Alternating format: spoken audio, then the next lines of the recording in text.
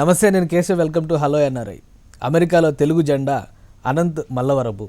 తెలుగు వారంతా ఎక్కడ ఉన్నా తెలుగు జాతిని, తెలుగు సంస్కృతిని, తెలుగు సాహితీ వైభవాన్ని మర్చిపోకూడదు అనే నినాదాన్ని భుజాన వేసుకుని తిరుగుతున్న వ్యక్తి ఆయన.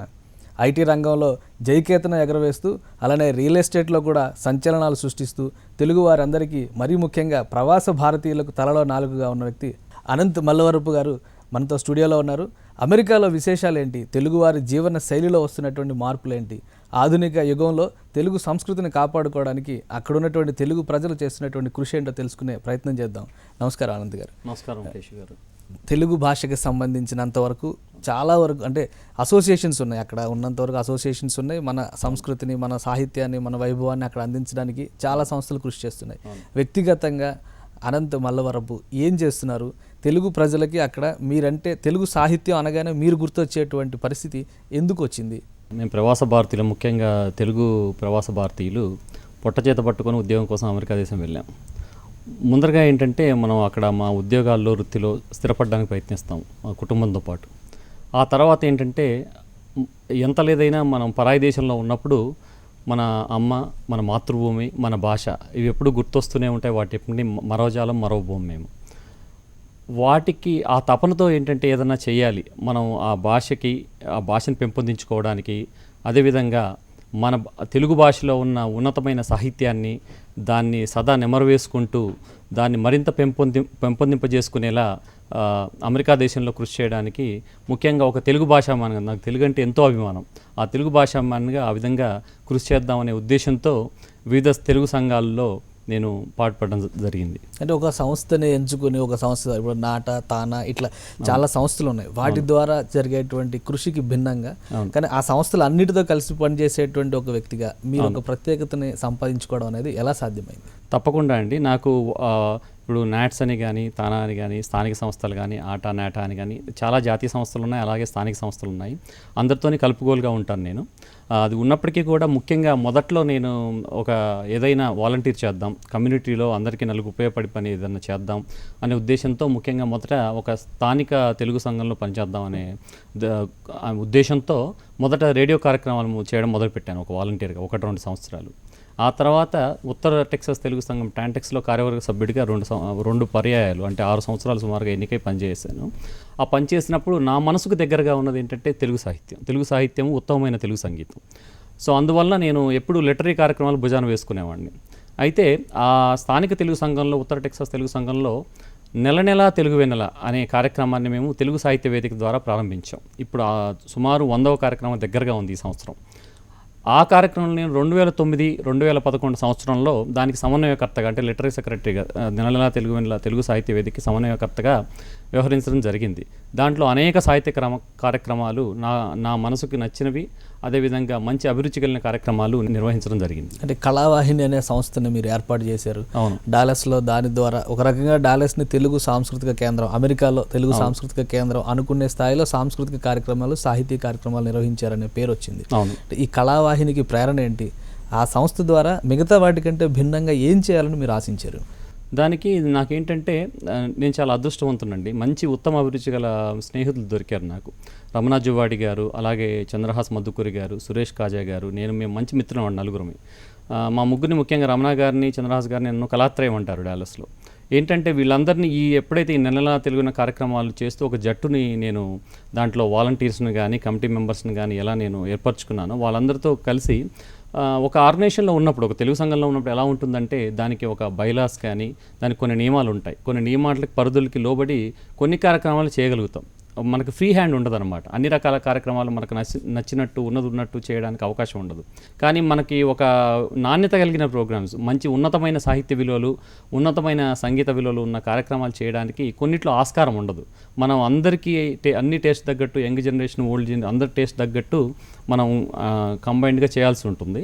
అలా కాకుండా ఉన్నత విలువలు కలిగిన ప్రోగ్రామ్స్ చేయాలనుకున్నప్పుడు నేను, రమణ గారు, చంద్రహాస్ మధుకూరి, సురేష్ కాజా, మేము అందరం మిత్రులను కలిసి కళావాహిని అనే సంస్థకి ప్రాణం పోయడం జరిగింది 2011లో.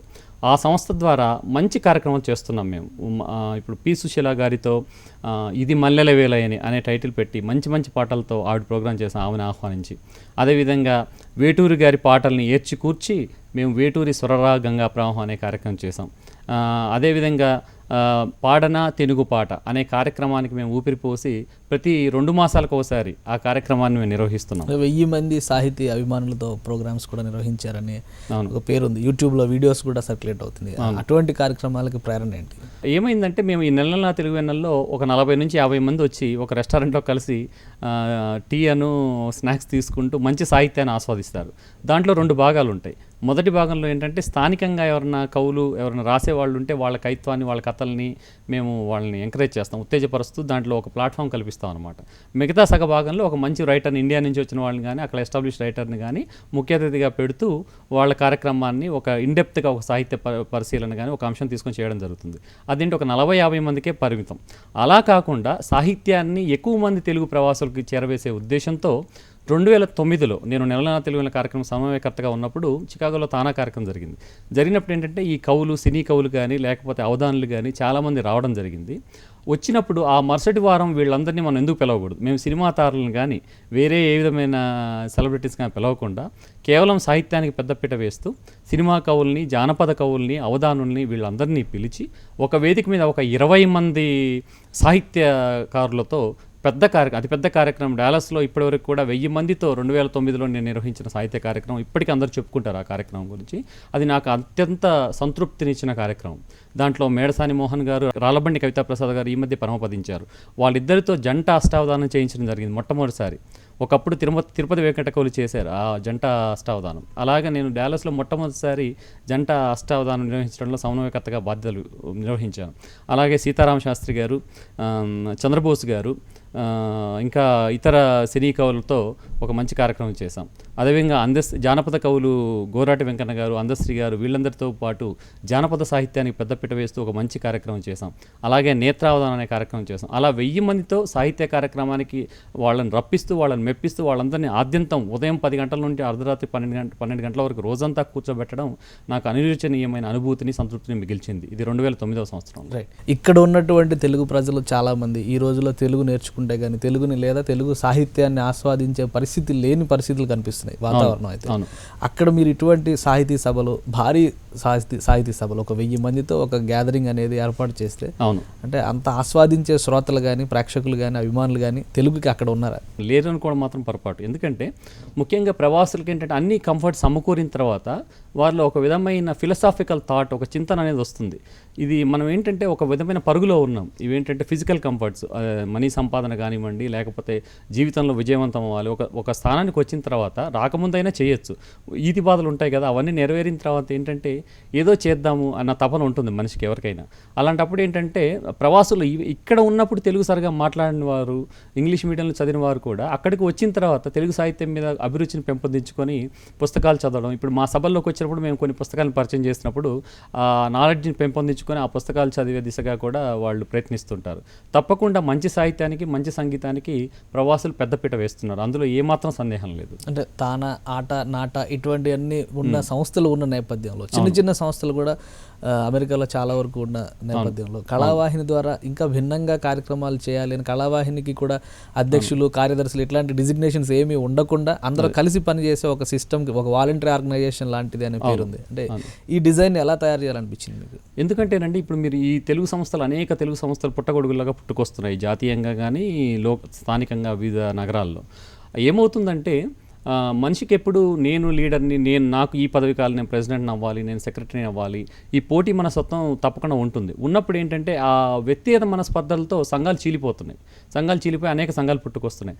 అలా కాకుండా ఈ పదవులేవి లేకుండా కేవలం వాలంటీర్లుగా మేము ఒక వ్యవస్థాపకులుగా ఉండి ఒక వేదికను ఏర్పాటు చేసే సదుద్దేశంతో ఎవరైనా ఆ వేదికను ఉపయోగించుకొని ఎవరైనా కార్యక్రమాలు చేయొచ్చు. ఒకరు అధ్యక్షులు, ఒకరు కార్యదర్శి, అలా ఏం పదవులు లేకుండా కేవలం మేమంతా ఫౌండర్ డైరెక్టర్స్గా ఉండి, అది కూడా చెప్పుకోం మేము, కానీ ఏ పదవులు లేకుండా కేవలం మంచి కార్యక్రమాలు చేసే ఉద్దేశంతో మాత్రమే మంచి మిత్రులతో, సుజనులైన మిత్రులతో కలిసి ఆ సంస్థని, వేదికను ఏర్పాటు చేసి సుమారు ఒక డజన్ ఫిమేల్ సింగర్స్ని, డజన్ మేల్ సింగర్స్ని మేము డాలస్లో గ్రూమ్ చేయడం జరిగింది. భవిష్యత్తులో ఏంటంటే ఇక్కడి నుంచి కళాకారులను అక్కడ ఎలా పిలిపిస్తున్నాము, మీరు మా డాలస్ నగరం నుంచి మా కళావాహిని కళాకారులను కూడా ఇండియాను, హైదరాబాదో లేకపోతే విజయవాడో పిలిపించుకునే అవకాశం రావచ్చు. అంత బాగా మా కళాకారులు మా కళావాహిని వేదిక ద్వారా వారు గ్రూమ్ అవుతున్నారు. హలో ఎన్ఆర్ఐకి వచ్చి మీ మీరు అక్కడ చేస్తున్నటువంటి సాహితీ సేవని విశ్లేషిస్తున్నారు, అక్కడ జరుగుతున్నటువంటి కృషిని చెప్తున్నారు. కానీ అసలు అమెరికా వెళ్ళడానికి అనంత్ మల్లవరపు అనే ఒక సాధారణమైన వ్యక్తి పడిన కష్టం ఎలాంటిది? తప్పకుండా అండి. నేను చాలా కష్టాలు పడ్డాను. చాలా అత్యంత సాధారణమైన కుటుంబం నుంచి వచ్చాను. నా నేపథ్యం కూడా అన్ని ప్రాంతాలతో అవినాభావ సంబంధం ఉంది నాకు. మా తాతగారిది గుంటూరు, నేను పుట్టింది తాత వ్యవసాయం చేస్తూ కర్నూలు వెళ్ళారు, అక్కడ పుట్టాను నేను. అమ్మా నాన్న ఉద్యోగరీత్యా నల్గొండ జిల్లాలో స్థిరపడ్డారు. ఆ తర్వాత నేను ఉస్మానియా యూనివర్సిటీలో మాస్టర్స్ చేశాను కంప్యూటర్ సైన్స్లో. చాలా పల్లెటూరులో పెరిగి మా నాన్నగారు ప్రధాన ఉపాధ్యాయులు, జిల్లా పరిషత్ ప్రధాన ఉపాధ్యాయులు, ఆయన దగ్గర ఆయనే నా గురువు గారు. తెలుగు మీడియంలో చదువుకొని ఆ తర్వాత కాలేజీలో ఆంగ్ల మాధ్యమంలో చదువుకొని స్వయం కృషితో పైకొచ్చి ఇక్కడ విప్రోలో ఉద్యోగం సంపాదించి కంపెనీ ద్వారా అమెరికా వెళ్ళి మా ఆవిడ కూడా టీసీఎస్లో పనిచేసేది. అయితే చెరొక చోట ఉండడం ఇబ్బంది అయ్యి మళ్ళీ వెనక్కి వచ్చి అక్కడ జీవిత విలువలు బాగా ఉన్నాయి అనిపించి నాకు మా ఆవిడ నేను ఇక్కడ కంపెనీ రిజైన్ చేసి అక్కడ వెళ్ళడం జరిగింది. కానీ చిన్నప్పుడు మొత్తం చాలా కష్టాలు పడ్డాం. పల్లెటూరులో పెరిగాము, మామూలు తెలుగు మీడియం స్కూల్లో చదువుకున్నాము. కానీ అది చాలా సంతృప్తినిచ్చే విషయం అనమాట. అలా చేయడం వల్ల మాకేంటంటే జీవితంలో 2 కోణాలు చూసాం మేము. చూడడం వల్ల జీవితం ఆ విలువ అనేది తెలుసు అనమాట మాకు. అది చాలా మందికి తెలుగు మీడియంలో చదువుకుని తెలుగు మీడియంలో మొత్తం విద్యాభ్యాసం అంతా పూర్తి చేసి పై స్థాయికి ఎదిగినప్పుడు లేదా అమెరికా లాంటి ఐటీ లాంటి రంగాల్లో రాణించాలంటే చాలా ఇబ్బందులు పడాల్సిన పరిస్థితి ఉంటుందని ఇప్పుడున్న సమాజం అనుకుంటుంది. అందుకని తెలుగు వద్దు, తెలుగు లేకుండా ఇంగ్లీష్ మీడియంలోనే చదివిద్దాం పిల్లల్ని అనే పరిస్థితి ఉంది. మీ అనుభవం రీత్యా మీరు చెప్పేటువంటి అభిప్రాయం ఏంటి? తెలుగు మాధ్యమంలో చదివినప్పటికి కూడా మనకి ఇంగ్లీష్ అనేది ఒక లాంగ్వేజ్ చదువుతాను చిన్నప్పటి నుంచి.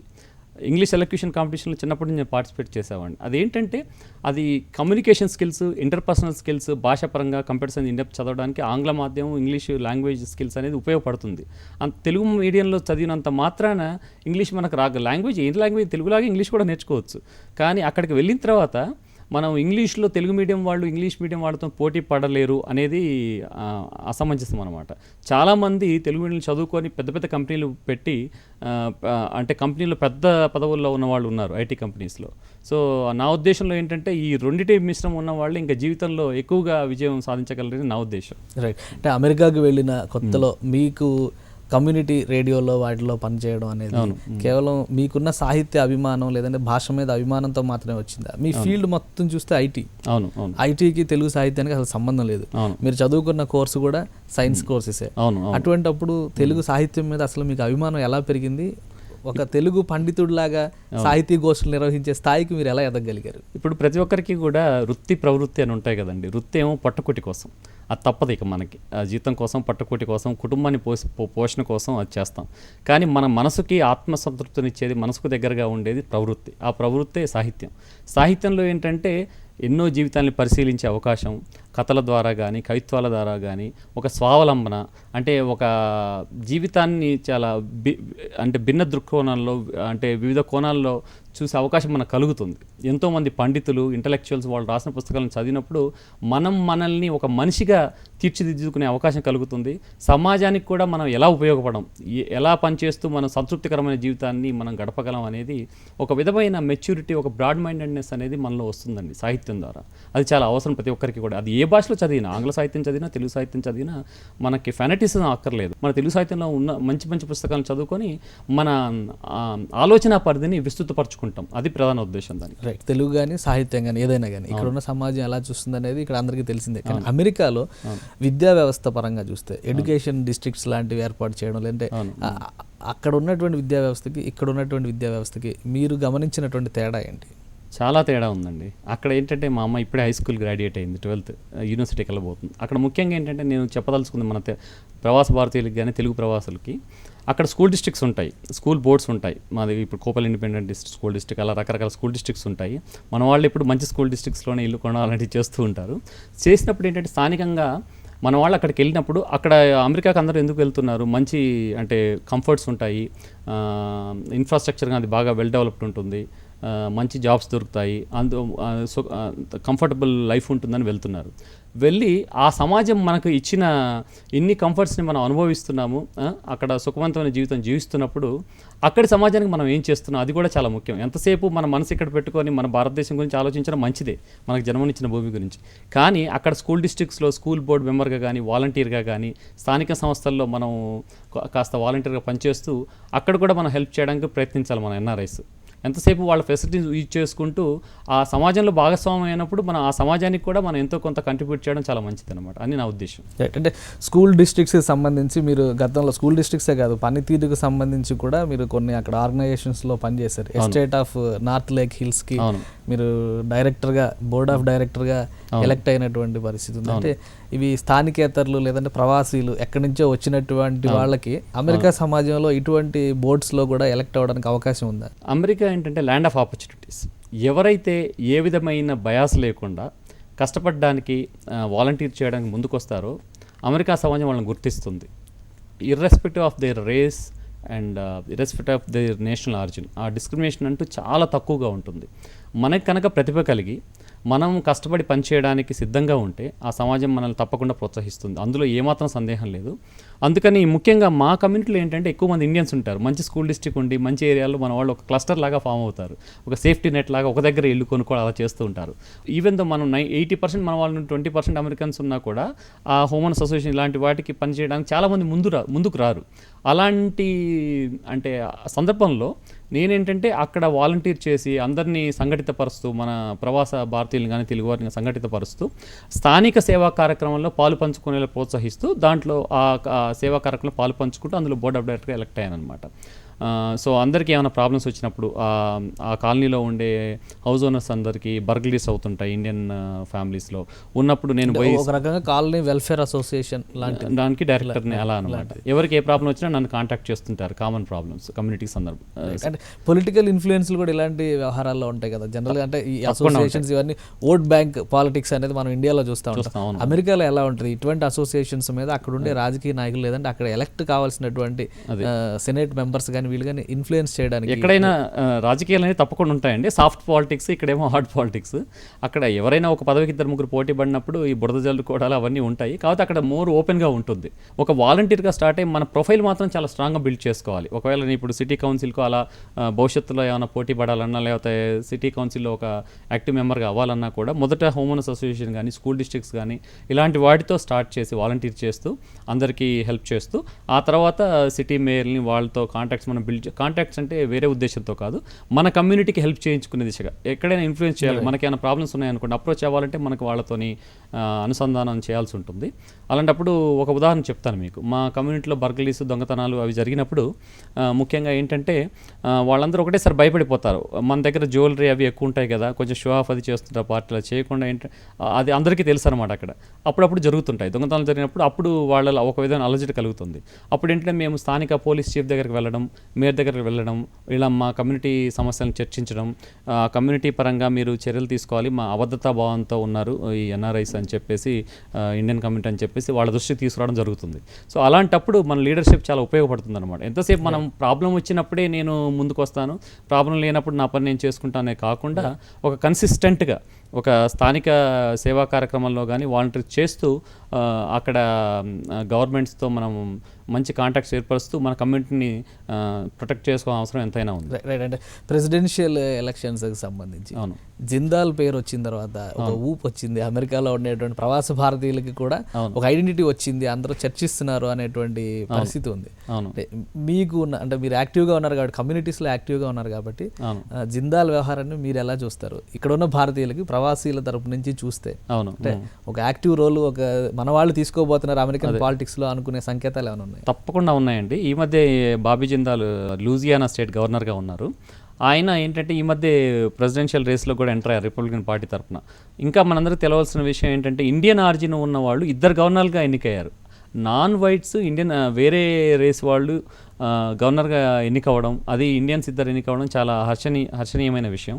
ఇంకొకరు నిక్కీ హేలీ అని సౌత్ కెరోలినా గవర్నర్గా ఉన్నారు. అలాగే బాబీ జిందాల్. మరి 50 రాష్ట్రాల్లో 2 ఇండియన్ ఆరిజిన్ వాళ్ళు అక్కడ ఎన్నికవడం గవర్నర్లుగా అనేది చాలా గొప్ప విషయం. అది అయినప్పటికీ కూడా ఇప్పటికీ స్థానిక రాజకీయాల్లో కానీ పాలిటిక్స్లో కానీ ఇండియన్స్ చాలా తక్కువ మంది ఉన్నారు. మన జనాభాతో పోలిస్తే మనం ఫైనాన్షియల్గా స్ట్రాంగ్గా ఉన్నాము, అకాడమిక్గా చాలా హైలీ ఎడ్యుకేటెడ్, అంతా అండర్ గ్రాడ్యుయేట్స్, ఇంజనీర్స్, డాక్టర్స్ ఉన్నారు, సైంటిస్టులు ఉన్నారు. అయినప్పటికీ కూడా రాజకీయాల్లో చాలా తక్కువగా పార్టిసిపేట్ చేస్తున్నారు. కానీ చాలామంది ఇంకా ముందుకు వచ్చి ఇంకా మంచి మంచి పదవుల్లో సెనేటర్లుగా అలా ఎన్నికవలసిన అవసరం ఉంది. భవిష్యత్తులో ఒక తెలుగువాడిని కానీ ఒక ఇండియన్ ఆరిజిన్ ఉన్న వాళ్ళని ప్రెసిడెంట్గా చేసే అవకాశం తప్పకుండా ఉంది. అంటే జిందాల్ ఉదంతం చూసిన తర్వాత కొంతకాలం తర్వాత అనంత్ మల్లవరపుని కూడా అటువంటి పొజిషన్స్లోకి ఊహించుకోవచ్చు అంటారా? నేను చాలా స్వతహాగా చాలా చొరవ తీసుకునే మనిషిని, ఉత్సాహం ఉన్న మనిషిని, కానీ పదవుల కోసం పెద్ద పోటీ పడేవాడిని కాదు, కుటుంబ బాధ్యత రీత్యా కానీ ఇతర బాధ్యతల రీత్యా. కానీ అవకాశం వస్తే కనుక తప్పకుండా నేను I will try to integrate with the local society. ముఖ్యంగా బాబీ జిందాల్ విషయానికి వస్తే వీళ్ళందరూ ఏంటంటే వాళ్ళంత జీవితంలో విజయవంతం కావడానికి ఎంతసేపు ఎన్ఆర్ఐల చుట్టూ మన సంఘాల చుట్టూ గిరిగీసుకొని కూర్చోకుండా they were trying to integrate with the local society. అంటే మతపరంగానే కాదు, కేవలం క్రిస్టియానిటీ పుచ్చుకోవడం ఒకటే దానికి తొలిమెట్టు కాదు. స్థానికంగా అక్కడ పౌరుల ప్రాబ్లమ్స్ ఏంటి వాళ్ళని అర్థం చేసుకొని చురుకుగా రాజకీయాల్లో 20 ఏళ్ల నుంచే కాలేజ్ స్థాయి నుంచి హై స్కూల్ స్థాయి నుంచి లీడర్షిప్లో పొజిషన్స్ నిర్వహిస్తూ సామాజిక సేవా కార్యక్రమాల్లో పాలు పంచుకుంటూ అంత స్థాయికి ఎదిగారు. అది ఓవర్ నైట్ అవ్వలేదు అది. So integrating with the local society, helping volunteering in the local organisations is very important to grow to the next level. Right. Anantha Mallavarapu garu, అంటే ఓవరాల్గా చూసుకుంటే పాలిటిక్స్లో మన ఇన్ఫ్లుయెన్స్ పెరగడంతో పాటు రాజకీయ రంగంలో అక్కడ మన వాళ్ళు ఒక ముద్ర చూపించడంతో పాటు వ్యాపార రంగంలో ఎలా ఉంది తెలుగు వాళ్ళకి కానీ భారతీయులకు కానీ? అమెరికాలో వ్యాపారం చేయడం సులువా, ఇండియాలో చేయడం సులువా? నిర్ద్వందంగా అమెరికాలో చాలా సులువు. ఇక్కడికి వస్తే నాకు అంత కన్ఫ్యూజన్గా ఉంటుంది, ఎక్కడ మొదలు పెట్టాలో కూడా తెలియదు, ఏ వ్యాపారం చేయాలని. అదే అమెరికాలో అయితే ఐటీ కంపెనీలు కానీ చాలామంది స్థాపించారు. ప్రతి తెలుగు వాళ్ళు ఇద్దరిలో ఒకరికి ఐటీ కన్సల్టింగ్ కంపెనీ ఉంటుంది. అదే కాకుండా రియల్ ఎస్టేట్ రంగంలో రాణిస్తున్నారు. అదే కాకుండా రెస్టారెంట్స్లో, గ్రోసరీ స్టోర్స్లో, అలా గ్యాస్ స్టేషన్స్, ముఖ్యంగా మోటల్స్లో మన ముద్ర పడింది అక్కడ. గుజరాతీస్ ముఖ్యంగా అమెరికాలో 50% of the motels are owned by Gujaratis. అదేవిధంగా గ్యాస్ స్టేషన్స్లో పంజాబీస్ వాళ్ళు చాలామంది ఉన్నారు. అదేవిధంగా తెలుగు వాళ్ళలో రెస్టారెంట్స్లో చాలామంది ఓనర్స్ తెలుగు వాళ్ళు, ఎక్కువ శాతం తమిళియన్స్ తెలుగు వాళ్ళు ఉంటారు. అదేవిధంగా రియల్ ఎస్టేట్ రంగంలో కూడా రాణిస్తున్నారు. ఇలా చాలా రంగాల్లో, ఐటీ రంగంలో మనం ఇక చెప్పనవసరం లేదు. ఐటీ కంపెనీలు, కన్సల్టింగ్ కంపెనీస్ అన్నీ ఈ మధ్య సత్యనాదెల్ల గారు కూడా మైక్రోసాఫ్ట్ CEO అయ్యారు. ఇంకా భవిష్యత్తులో అక్కడ పుట్టి పెరిగిన మా పిల్లలు, ఇంకా ఫ్యూచర్ జనరేషన్స్ ఇంకా మంచి మంచి పదవుల్లో ఉన్న స్థానాల్లో మీరు చూడబోతున్నారు. రైట్. అంటే ఓవరాల్గా చూసుకుంటే ఐటీ నిపుణుడిగా అక్కడికి వెళ్ళారు, మీ అభిరుచి మేరకు తెలుగు సేవ చేస్తున్నారు, రియల్ ఎస్టేట్ రంగంలో కూడా అడుగు పెట్టారు. రియల్ ఎస్టేట్ అనగానే హైదరాబాద్లో కానీ లేదంటే తెలుగు నేలపైన ఎవరైనా రియల్ ఎస్టేట్ అనగానే అదొక రకమైన వ్యాపారం అనేటువంటి ముద్ర పడిపోయింది. అమెరికాలో రియల్ ఎస్టేట్ అంటే ఎలా ఉంటుంది? నాకు రియల్ ఎస్టేట్కి నాకు నా సాహిత్యము, సంగీతం వీటికి పొంతన కుదరదు నిజంగా చెప్పాలంటే. హైదరాబాద్లో ఉంటే నేను చేయలేకపోయేవాడిని.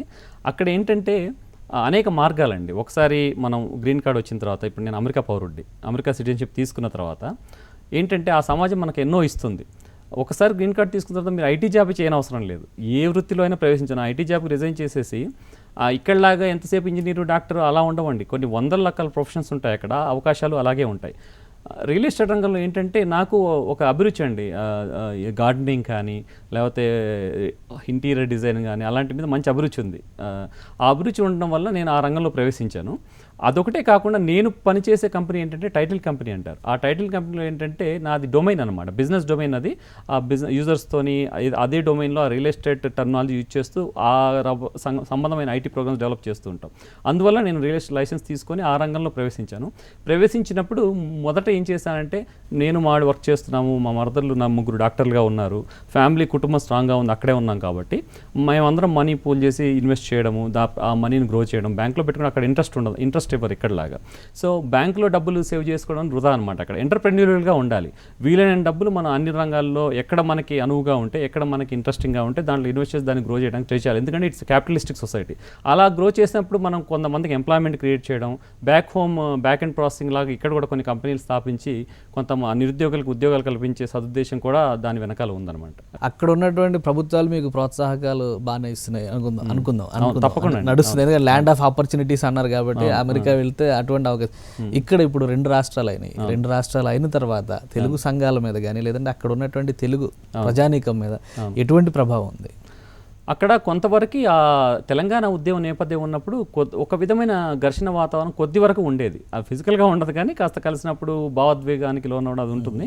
కానీ తెలుగు వాళ్ళందరూ కలిసే ఉంటారు. అక్కడ తెలంగాణ సంఘాలు కూడా చాలా ఏర్పడ్డాయి. వాళ్ళ కార్యక్రమాలకి ఆంధ్ర ఆర్జిన్ ఉన్న వాళ్ళు, కోస్తా రాయలసీమ ఆర్జిన్ ఉన్న వాళ్ళు, వీళ్ళ కార్యక్రమం వాళ్ళు రావడం జరుగుతుంటుంది. అలా ఒక ప్యారలల్ లైన్స్ లాగా కాకుండా ఇంటరాక్ట్ అవుతూ వెళ్తూ ఉంటారు. దాంట్లో ఇబ్బంది ఏం లేదు. ఒకసారి రాష్ట్రం వచ్చిన తర్వాత ఇక అసలు ఈ సమస్య లేదు. కాకపోతే అచ్చం తెలుగు సంఘాలలాగా కాకుండా ఇప్పుడు తెలంగాణ సంఘాలు కూడా వేరే రాష్ట్రం కాబట్టి ప్రత్యేకంగా ఏర్పడ్డాయి. అదొకటే మెయిన్ డిఫరెన్స్.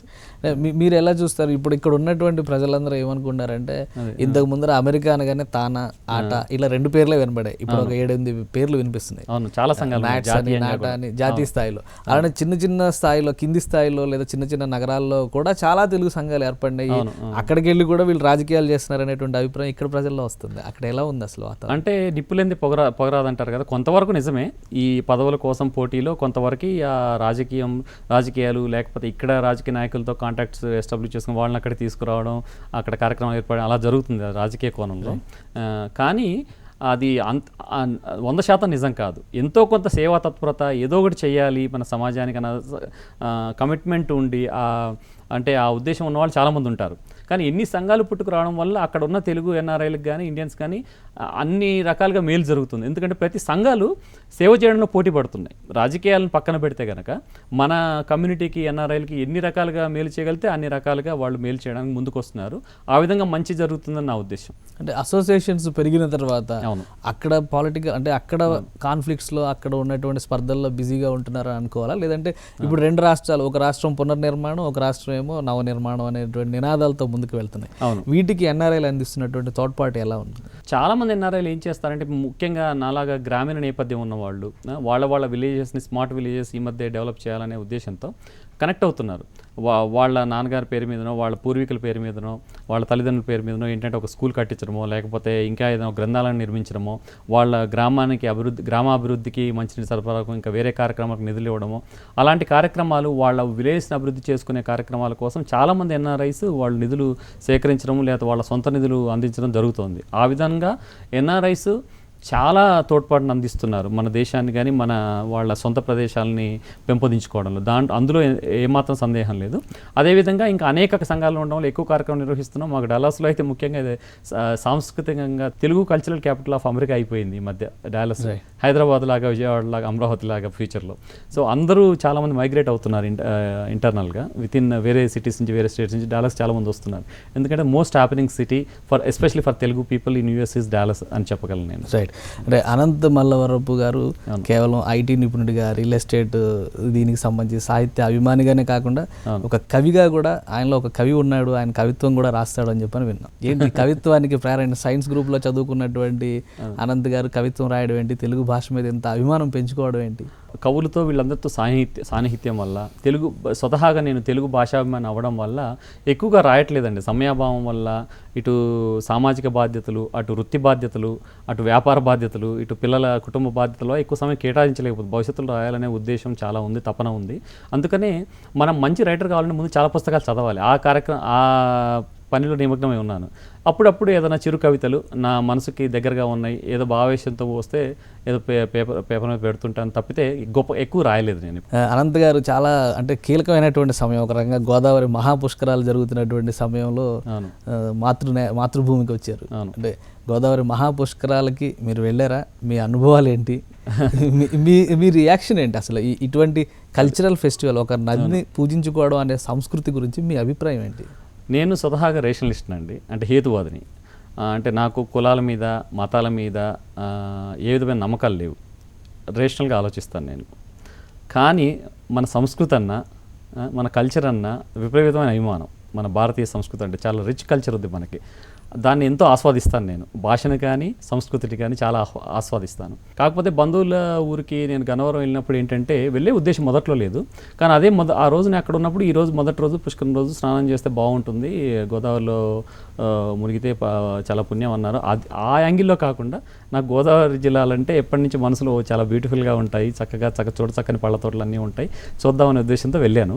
ఒకటి నేను నోటీస్ చేసింది ఏంటంటే ఏర్పాట్లు బాగానే ఉన్నప్పటికీ చాలామందికి మనకి సివిల్ సెన్స్, సివిల్ డిసిప్లిన్ అనేది మన పబ్లిక్లో చాలా తక్కువగా ఉందండి అమెరికాతో పోలిస్తే. అక్కడ వాళ్ళకి కూడా ఇక్కడికి వస్తే ఇక్కడ రూల్స్ ఫాలో కాకుండా ఉండడం చేస్తామేమో బహుశా. అయితే కొవ్వూరు దాకా వెళ్ళేసి బాగా రష్గా ఉంది. వెళ్తే రష్గా ఉండి ఇంకో 2 కిలోమీటర్స్ అవతలకి డ్రైవ్ చేసాను. ఆ రష్ అంతా అవాయిడ్ చేస్తే మంచి ప్రైవేట్ ఘాట్ దొరికింది. మా ఓన్ ప్రైవేట్ ఘాట్ లాగా అనిపించింది బాతింగ్ ఘాట్. నేను కుటుంబ సభ్యులతో సహా మొదటి రోజే పుష్కర స్నానం చేశాను. అది ఏ విధంగా నమ్మకంతో కాదు, మాకు అందరూ ఇలా మంచిది ఆస్వాదించారు, ఒక సంస్కృతి పద్ధతి పిల్లలు కూడా రివర్ చూడగానే స్విమ్మింగ్ అది చేసినట్టు హ్యాపీగా దాంట్లో డిప్ అయ్యారు. కాబట్టి నాకు చాలా సంతృప్తిగా అనిపించింది మొదటి రోజు చేశాను. అంటే ప్రజల పౌర హక్కులకి సంబంధించి పదే పదే మనం మాట్లాడుతూ ఉంటాం. ఇందాక మీరు సివిల్ డిసిప్లిన్ గురించి మాట్లాడారు. అమెరికాలో ఉండేటువంటి అంటే నాగరిక సమాజాలు నగరాలు అభివృద్ధి చెందిన తర్వాత ఒక సిస్టమ్ అలవాటు చేసుకోవాలి. అటువంటి కల్చర్ ఎక్కడైనా ఆంధ్రప్రదేశ్ కావచ్చు, హైదరాబాద్ కావచ్చు, లేదంటే ఢిల్లీ కావచ్చు, మన భారతీయ నగరాల్లో ఉందంటారా? అదే నాకు నిర్వేదం కలిగించే విషయం అండి. ఎంతోమంది ఎన్ఆర్ఐలు అక్కడ సెటిల్ అయిన తర్వాత ఇప్పుడు నాకు ఇక్కడికి వచ్చి సెటిల్ అవ్వాలని ఉంటుంది. ఒక 30 రోజుల తర్వాత ఎప్పుడు వెళ్ళిపోతామనే ఉద్దేశం వస్తుంది. అది చాలా బాధాకరమైన విషయం. మా అమ్మని, ఇతర బంధువులను వదిలిపెట్టుకొని అంత దూరం మళ్ళీ ఎందుకు బ్యాక్ వెళ్ళిపోవాలనిపిస్తుందంటే మీకు చెప్తాను, చాలా విషయాలు ఉన్నాయి. అక్కడ నాగరిక జీవనంలో అందరూ రూల్స్ ఫాలో అవుతారండి. ట్రాఫిక్ రూల్స్ కానీ అసలు ట్రాఫిక్ సమస్య ఉండదు. దాదాపు పెద్ద నగరాల్లో ఉన్నప్పటికీ కూడా రెడ్ లైట్ పడితే ఆగడం, స్టాప్ సైన్ ఉంటే 4 రోడ్ల కూడలో స్టాప్ సైన్ ఉంటే ఎవరు ఎటు రాకపోయినా కూడా స్టాప్ సైన్ ఉంటే ఆగాలి కాబట్టి ఆగుతారు ఖచ్చితంగా. ఇక్కడ ఏంటంటే ఉదాహరణకు స్వచ్ఛ భారత్ ఉందండి. నాకు ఎంత బాధేస్తుందంటే ఇక్కడ నేను ఈ సామూహిక సేవా కార్యక్రమాల్లో ఒక నాయకత్వం వహించి పెద్ద ఎత్తున పార్టిసిపేట్ చేయాలని తపన నా మనసులో ఎప్పుడు ఉంటుంది, నా మనసు దగ్గరగా. కానీ ఏంటంటే ఇక్కడ పబ్లిక్కి మనం ఏమైనా నేర్పించగలమా? డూ దే డిజర్వ్ ఎనీథింగ్ అన్న టైప్లో బిహేవ్ చేస్తుంటారు మన వాళ్ళు. అంటే నో అఫెన్స్. ఏంటంటే ఇప్పుడు స్వచ్ఛ భారత్ కార్యక్రమం ఇప్పుడు ఏదైనా చెత్త ఇక్కడ క్లీన్ చేసి అక్కడ వేయడం, అక్కడ క్లీన్ చేసి ఇక్కడ వేయడం చేస్తుంటారు. అంటే ఒక సిస్టమ్ అంటూ డెవలప్ కాలేదు. గవర్నమెంట్ అలాంటి కార్యక్రమాలు చేపట్టినప్పుడు ముందు దానికి ఒక సిస్టమ్ డెవలప్ చేయాలి. రీసైక్లింగ్ కానీ లేకపోతే అన్ని చోట్ల చెత్తకుని ఏర్పాటు చేయడం కానీ. నాకు వేయడానికి ఎక్కడ లేనప్పుడు ఎక్కడ వేయాలి నేను? ఇటువంటి సివిల్ డిసిప్లిన్ అనేది రావాలంటే ప్రజల్లో మార్పు వస్తే సరిపోతుందా, లేదంటే దానికి తగ్గట్టుగా ప్రభుత్వాలు తీసుకోవాల్సినటువంటి కార్యాచరణ ఉందా? ఎందుకంటే 60-70 ఏళ్లుగా మనం ఈ దేశంలో ఒక స్వతంత్ర ప్రజాస్వామ్య వ్యవస్థను ఏర్పాటు చేసుకుని ఉన్నాము. కానీ అమెరికన్ వ్యవస్థతో పోలిస్తే అక్కడ ఉన్నటువంటి రూల్స్ అండ్ రెగ్యులేషన్సే మనుషుల్ని ఒక డిసిప్లిన్ దిశగా నడిపించాయా, లేదంటే మనుషులు చదువుకోవడం వల్ల, ఎడ్యుకేషన్ సిస్టమ్ బాగుండడం వల్ల మనం విజ్ఞానవంతులుగా వ్యవహరించాలి కాబట్టి ఒక డిసిప్లిన్ అలవాటు చేసుకున్నారు అనుకోవాలి? అవును, రెండునండి. కొరడా జులిపించినదే ఎవరు మాట వినరు. అయితే ప్రభుత్వ పరంగా అథారిటీ స్ట్రిక్ట్గా ఉండాలి. అక్కడ ఏంటంటే మనం స్పీడ్గా వెళ్తే టికెట్ ఇస్తారు, ఆపకపోతే కాపు ఏ మూలన ఉంటాడో ఎక్కడి నుంచి వస్తాడో తెలియదు. ఆ భయం ఉంటుంది మనసులో అందరికీ. కాబట్టి అందరూ రూల్స్ ఫాలో అవుతారు. అది అట్ ద సేమ్ టైం ఏంటంటే 100% of the people are educated there. అక్కడ అందరూ ఒక నాగరిక సమాజం, అందరూ విద్యావంతులు కాబట్టి రూల్స్ ఫాలో అవ్వడానికి ప్రిఫరెన్స్ ఇస్తారు. కాబట్టి it's a combination of both. Government పరంగా చర్యలు చేపట్టాలి, అట్ ద సేమ్ టైం ప్రజల్లో కూడా వాళ్ళ ఆలోచన పరిధిలో కూడా మార్పు రావాల్సిన అవసరం చాలా ఉంది. మనందరం రూల్స్ ఫాలో అవుతే మనకే మంచిది. ట్రాఫిక్ పరంగా కానీ పారిశుద్ధ్య పరంగా కానీ చాలా ఇంప్రూవ్మెంట్ మనలో రావాల్సిన అవసరం ఉంది. Discipline, social obedience of the authority, following of the rules, civic sense, ఆ పరంగా చాలా అభివృద్ధి రావాల్సి ఉంది మన సమాజంలో. డెవలప్మెంట్ అంటే కేవలం కాంక్రీట్ జంగిల్ మాత్రమే కాదు, బిల్డింగ్లు అలా ట్రాఫిక్ పెంచుకుపోవడం కాదు. డెవలప్మెంట్ అనేది ఒక సభ్య సమాజం, ఒక నాగరిక సమాజం, అందరూ ఒక ముఖ్యంగా అమ్మాయిలకు కానీ లేడీస్కి కానీ ఒక విధమైన సేఫ్టీ నెట్ క్రియేట్ చేయడం, అందరూ తల ఎత్తుకొని గర్వంగా కాన్ఫిడెన్స్తో సంతృప్తిగా జీవించగలిగే సమాజాన్ని ఏర్పాటు చేసుకునే అవసరం ఎంతైనా ఉంది. అది నిజమైన అభివృద్ధి. రైట్ అంటే ఆనంద్ గారు, ఒక డౌట్ అంటే ప్రభుత్వాలు పదే ఆంధ్రప్రదేశ్ కానీ తెలంగాణ కానీ వచ్చి మీ నగరాలను, మీ పట్టణాలను, మీ పల్లెలను మీరు అభివృద్ధి చేసుకోండి అని ఎన్ఆర్ఐలకు పదే పిలిపిస్తున్నారు.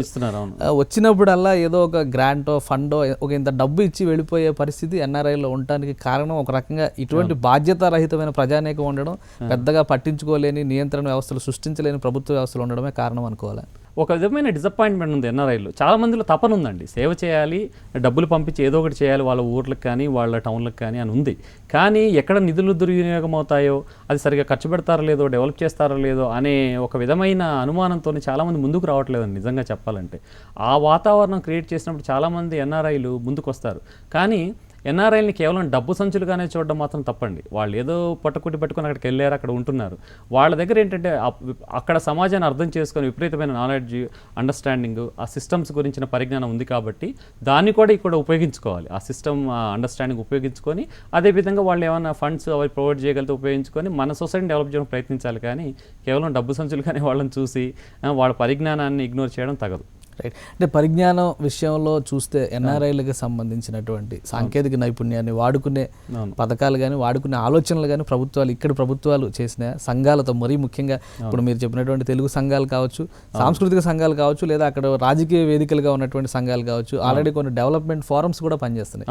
అటువంటి వాటితో ప్రభుత్వాలు సంప్రదింపులు జరిపిన పరిస్థితులు ఏమైనా ఉన్నాయా? చాలా తక్కువ అండి. అదేంటంటే ఒక రాజకీయంగానే చూస్తున్నారు, మొబిలైజ్ చేసి ఫండ్స్, పార్టీల ఫండ్స్ తీసుకోవడం అలా వెళ్ళడం అంతవరకు ఉంటుంది, కానీ కొంతవరకు చేస్తున్నారు. కానీ పూర్తి స్థాయిలో ఇంతమంది తెలుగు వాళ్ళు ఒక విధంగా బ్రెయిన్ ట్రైన్ ఎంతోమంది వెళ్ళిపోయారు, మన దేశానికి అది నష్టం. అయినప్పటికీ కూడా అక్కడికి పోయిన తర్వాత వాళ్ళ ఎక్స్పర్టైజ్ని ఉపయోగించడంలో కొంతవరకు విఫలమయ్యారనే చెప్పచ్చు. అదంతా చేసుకుంటే కనుక ఒక అమెరికా స్థాయిలో భవిష్యత్తులో మన దేశాన్ని కానీ మన రాష్ట్రాన్ని కానీ మనం డెఫినెట్గా అభివృద్ధి చేసుకోవచ్చు. అనంత్ గారు ఏం చెప్తారు ఈ సమాజానికి? అమెరికన్ సమాజంలో ఒక పౌరుడిగా, అమెరికాలో ఒక పౌరుడిగా ఉన్న తర్వాత ఇక్కడ ఉన్నటువంటి సమాజాన్ని చూసిన తర్వాత మన దేశాన్ని ఆ స్థాయిలో ఊహించుకోవాలి, ఆ స్థాయిలోకి తీసుకురావాలంటే ఏం చేయాలి? ఎడ్యుకేషన్ వ్యవస్థలో మార్పులు చేయాలా, లేదంటే మీరు అన్నట్టుగా ఇంట్రెస్ట్ ఇవ్వని బ్యాంకు సిస్టమ్ని తీసుకురావాలా, వ్యాపారం చేసుకోవడానికి ఒక పారదర్శక విధానాన్ని తీసుకురావాలా? ఏం చేస్తే ఈ సొసైటీలో ఇంకా మార్పులు వస్తాయని ఆశించవచ్చు? చాలా అండి. ఇప్పుడు ఇంజనీరింగ్ కాలేజీని ఉదాహరణకి అప్పట్లో బీఏ/బీకామ్ల కన్నా అధ్వానంగా తయారయ్యాయి. అవి డిగ్రీ మిల్స్ లాగా తయారయ్యాయి. అలా కాకుండా సాంకేతిక నైపుణ్యాన్ని, ఇంటర్పర్సనల్ స్కిల్స్ని, వృత్తి నైపుణ్యాన్ని ఇంటర్మీడియట్ స్థాయి నుంచే ఎంతసేపు ఈ బట్టి పట్టే విధానం కాకుండా ఒక వ్యక్తిత్వాన్ని పెంపొందించాలి. మనిషిలో ఏంటంటే ఒక కాన్ఫిడెన్స్ని, సాధికారతని, విజ్ఞతని పెంపొందించి, అలాగే వృత్తి నైపుణ్యాన్ని పెంపొందించి చిన్నప్పటి నుంచే హై స్కూల్ స్థాయి నుంచి కూడా అక్కడ ల్యాబొరేటరీస్ ఉంటాయి అమెరికాలో. అలా వాళ్ళకి ఆ ఎక్స్పెరిమెంట్స్ కానీ ప్రాక్టికల్ ఎడ్యుకేషన్ సిస్టమ్ చాలా అవసరం అన్నమాట. వృత్తి నైపుణ్యం అనేది చాలా ఇంపార్టెంట్. అలాగే కమ్యూనికేషన్ స్కిల్స్, ఇంటర్పర్సనల్ స్కిల్స్, ఆ పర్సనాలిటీ డెవలప్మెంట్ అనేది మొదటి నుంచి హై స్కూల్ స్థాయి నుంచి పెంపొందించుకుంటూ పోతూ వాళ్ళు ఒక కాన్ఫిడెన్స్ క్రియేట్ చేయాలి. అదేవిధంగా ఏంటంటే మన సమాజాన్ని, ఈ ఎన్ఆర్ఐలు కూడా ఎంతోమంది వెనక్కి రావాలని చూస్తున్నారు. మన సమాజాన్ని, నేను ఒక భారతదేశాన్ని, ఒక స్వప్నం, ఒక కళ ఉంది నాకు. భారతదేశాన్ని అమెరికా స్థాయిలో ఉండాలని నేను ఎంతగానో ఆరాటపడుతున్నాను, ఆశిస్తున్నాను కావాలని. దానికి రావాలంటే మనం ఇక్కడ ఉన్న వాళ్ళంతా అమెరికాకి వెళ్ళాలో, లేకపోతే ఒక విధంగా ఎస్కేపిజం మెంటాలిటీతో నేను ఒక విధంగా ఎస్కేపిస్ట్ని అనుకుంటాను. ఈ సమాజాన్ని బాగుపరిచి ఒక నాయకత్వం వహించే శక్తియుక్తులు, విఘ్నత నాకున్నప్పటికీ కూడా ఈ సమాజం నుంచి నేను పారిపోయాను వేరే దేశానికి. కానీ ఇక్కడ ఉన్న వాళ్ళు నిరుద్యోగులు ఒక విధంగా అలజడి అలాంటి క్రియేట్ కాకుండా అవకాశాలు క్రియేట్ చేసుకొని, నాలెడ్జ్ని పెంపొందించుకొని మన దేశాన్ని, మన సమాజాన్ని, మన తెలుగు రాష్ట్రాలని ఈ ప్రాంతీయ భేదాలు లేకపోతే భాషా భేదాలు ఇలాంటి వాటితో కొట్టుకు చావకుండా, మత ఘర్షణలు, కుల ఘర్షణలు వీటితో కొట్టుకు చావకుండా ఒక బ్రాడ్ మైండెడ్నెస్తోని, ఒక విఘ్నతతోని, ఒక రేషనలిజంతోని, ఒక హేతుబద్ధతతోని అందరూ కలిసి మన భారతదేశాన్ని ఉన్నత దేశంగా తీర్చిదిద్దుతాం. ఒక సివిల్ సెన్స్ని పెంపొందించుకుందాం. ఇండస్ట్రీస్ని ఏర్పాటు చేసి నిరుద్యోగ యువతకు ఉద్యోగాలు ఇద్దాం. అలా ఆ విధంగా పాజిటివ్ థాట్తో ముందుకెళ్లాల్సిన అవసరం ఎంతైనా ఉంది. అలా అవుతుందని నేను మనస్ఫూర్తిగా ఆశిస్తున్నాను. రైట్. అంటే సెంట్రల్ గవర్నమెంట్ ఇప్పుడు ఇస్తున్నటువంటి పిలుపు, మేక్ ఇన్ ఇండియా కానీ, స్కిల్ ఇండియా కానీ, ఇటువంటి వాటిని ఎన్ఆర్ఐస్ ఇప్పుడు మీరు అనుకున్నటువంటి స్వప్నానికి సాకారం దిశగా వేసేటువంటి అడుగులుగా మీరు పరిగణిస్తారా? తప్పకుండా అండి.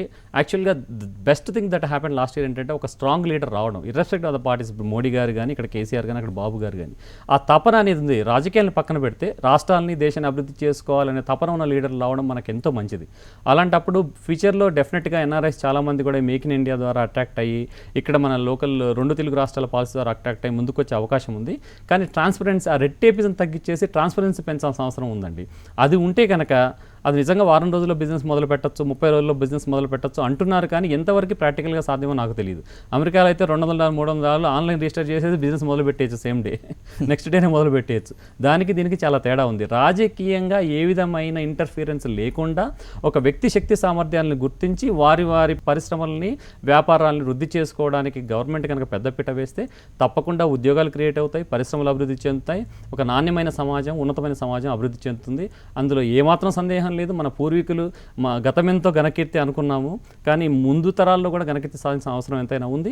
తప్పకుండా అది జరుగుతుంది. కావాలంటే ఆ కమిట్మెంట్ మన సమాజానికి చాలా అవసరం. రైట్. ఏ దేశానికి ఇక్కడ నిరుద్యోగులు పారిపోనక్కర్లేదు, ఇక్కడే ఉండి మన సమాజాన్ని అభివృద్ధి చెందజేసుకోవచ్చు. వాడికి ఆ కెపాసిటీ ఉంది వాళ్ళకి. Right. Thank you Anant Mallavarapu గారు. థ్యాంక్స్ కేశవ్ గారు. హలో ఎన్ఆర్ఐ ద్వారా HMTV వారికి నేను కృతజ్ఞతలు తెలియజేస్తున్నాను. ఇంత చక్కని వేదికని, నా భావాల్ని, నా థాట్ ప్రాసెస్ని ఒక ఎన్ఆర్ఐగా మీతో పంచుకోవడానికి అవకాశం ఇచ్చినందుకు మీ యాజమాన్యానికి, ముఖ్యంగా మీకు మరీ కృతజ్ఞతలు తెలియజేస్తున్నాను. Thank you. సాహితీ సేవతో పాటు మీరు చెప్పినటువంటి ప్రగతిశీలమైనటువంటి అనేక అంశాలకి అద్భుతమైనటువంటి రూపం రావాలి, మీరు కలలు కంటున్నటువంటి భావి భారతం నిర్మాణం కావాలని చెప్పని హలో ఎన్ఆర్ఐ తరఫున మేము కోరుకుంటున్నాం. ఇది ఇవాళ హలో ఎన్ఆర్ఐ. మరో గెస్ట్తో మళ్ళీ కలుద్దాం. Keep watching HMTV.